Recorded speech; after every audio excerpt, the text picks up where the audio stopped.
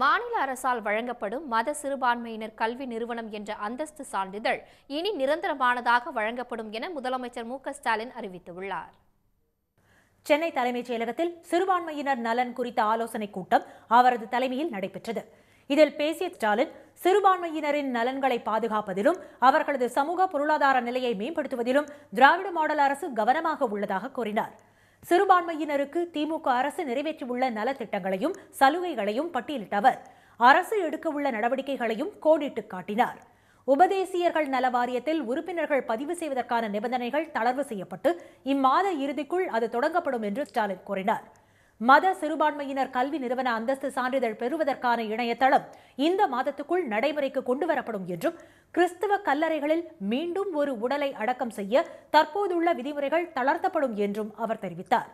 அரசின் நிதியுதவி பெறும் சிறுபான்மையினர் பள்ளிகளில் உயர் தொழில்நுட்ப ஆய்வகங்கள், வானவில் மன்றம், தேன் சிட்டு மலர், கலை திருவிழா போன்ற திட்டங்கள் படிப்படியாக செயல்படுத்துவது குறித்து பரிசீலிக்கப்படும் என்று ஸ்டாலின் கூறினார்.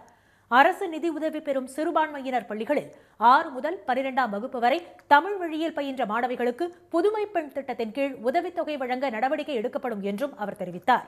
கிராமப்புறங்களில் உள்ள அரசு நிதியுதவி பெறும் சிறுபான்மையினர் பள்ளிகளில் 1 முதல் 5ஆம் வகுப்பு வரை பயிலும் மாணவர்களுக்கும் மாண்புமிகு முதலமைச்சரின் காலை சிற்றுண்டி திட்டம் விரிவாக்கம் செய்ய வரும் நிதிநிலை அறிக்கையில் சாதகமாக பரிசீலிக்கப்படும். மாநில அரசால் கல்வி நிறுவனங்களுக்கு வழங்கப்படும் மதசார்பு சிறுபான்மையினர் அந்தஸ்து சான்றிதழ் தற்போது 5 ஆண்டுகளுக்கு வழங்கப்பட்டு வருகிறது. இனி வருங்காலங்களில் இச்சான்றிதழ் காலம் குறிப்பிடப்படாமல் நிரந்தர சான்றிதழாக வழங்கப்படும். அரசு பள்ளி ஆசிரியர் நியமனத்திற்கான உச்ச வரம்பு பொது பிரிவினருக்கு 53ஆகவும் இதர பிரிவினருக்கு 58ஆகவும் உள்ளது போல் சிறுபான்மை பள்ளிகளுக்கும் விரிவுபடுத்தும் சாத்தியக்கூறுகள் ஆராயப்படும் என்று ஸ்டாலின் கூறினார்.